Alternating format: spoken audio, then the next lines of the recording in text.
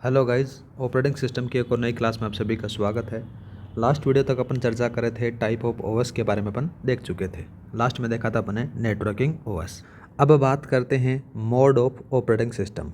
Mode of operating system के बारे में बात की जाए तो दो प्रकार के मोड होते हैं। एक होता है यूजर मोड और दूसरा होता है कर्नल मोड। कितने होते हैं, आपसे सीधा एग्जामिनर पूछ सकता है कि कितने मोड होते हैं, तो याद रखना दो टाइप के मोड होते हैं। कौन कौन से? एक यूजर मोड होता है, एक दूसरा कर्नल मोड होता है। अब ये किस प्रकार से काम करते हैं, कैसे इनको डिवाइड किया जाता है, उन्हीं के बारे में अपन बात करते हैं। जैसे ये एक सिस्टम रहा, इस सिस्टम के अंदर से दो मोड आ जाते हैं। ऊपर वाला मोड यूज़र मोड और दूसरे वाला आ जाता है कर्नल मोड। यूज़र यहाँ पर बैठा है, इसने क्या किया, कोई सिस्टम एप्लीकेशन सॉफ्टवेयर के पास में गया और यहाँ पर जाने के बाद में क्या होता है, सिस्टम कॉल होता है। ठीक है, सिस्टम कॉल कहाँ पर होता है, याद रखना ये यूज़र बोर्ड में होता है। दूसरा बात करें, नीचे आ जाता है हार्डवेयर, और हार्डवेयर का जो एक्सेस दिया जाता है कर्नल के द्वारा दिया जाता है। कर्नल से अपन डायरेक्ट बात नहीं कर सकते।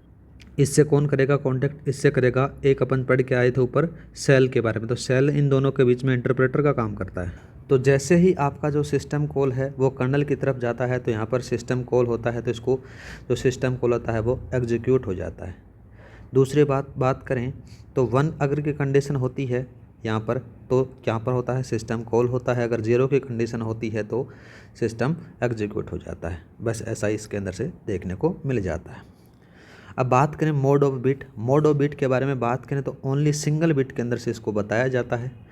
मोड बिट का मान अगर 1 होगा तो यूज़र मोड होगा, ये भी याद रखना। ये चीज़ें मैंने यहाँ पर लिख रखी हैं। क्या होगा, अगर मोड बिट का मान 1 होता है तो यूज़र मोड होगा, अगर 0 होता है तो कर्नल मोड होगा, ये याद रखना। ठीक है गाइस, आगे देखते हैं। सबसे पहले अपन बात करेंगे यूज़र मोड के बारे में।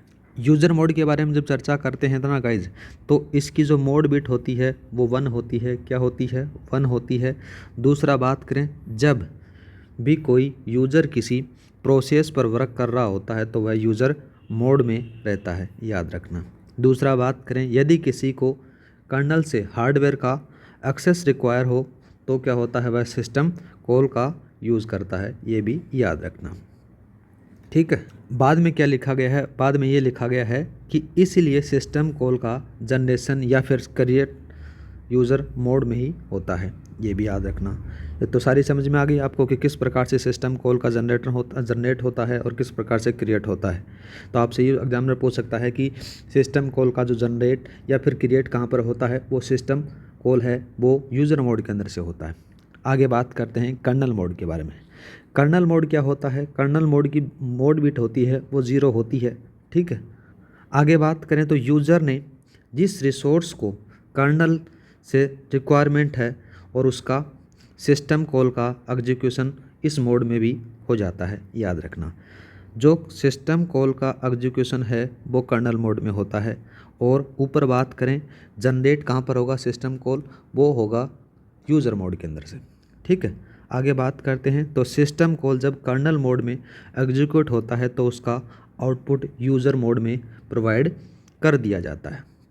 जैसे बात करें उदाहरण के रूप में, मोड बिट 1 से 0 होने पर क्या घटित होगा, ऐसा सवाल आपसे पूछ सकता है। जैसे एक एग्जांपल दिया है इसने कि मोड बिट 1 से 0 होने पर क्या होगा, तो सीधी सी बात आ जाती है सिस्टम कॉल का जनरेट होता है।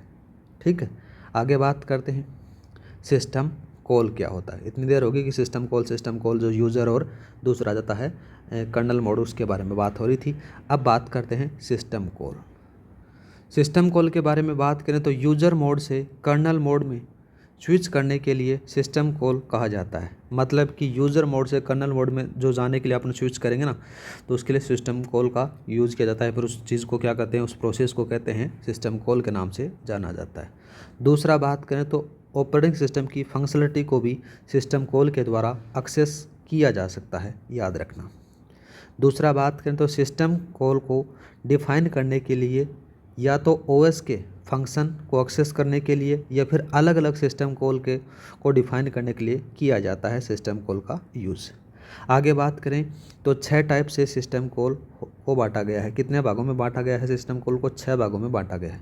पहला बात करते हैं फाइल रिलेटेड सिस्टम कॉल, दूसरा डिवाइस रिलेटेड सिस्टम कॉल, तीसरा आ जाता है इंफॉर्मेशन रिलेटेड सिस्टम कॉल, चौथा जाता है प्रोसेस रिलेटेड सिस्टम कॉल, और नेक्स्ट आता है कम्युनिकेशन रिलेटेड सिस्टम कॉल जो अभी के प्रोसेस में सबसे ज़्यादा यूज होता है। और लास्ट बात करते हैं system and security and protection related system call. तो गाइज ये था सिस्टम कॉल के 6 टाइपों के बारे में। आज के लिए इतना ही, मिलते हैं नेक्स्ट क्लास में। जय हिंद, जय भारत।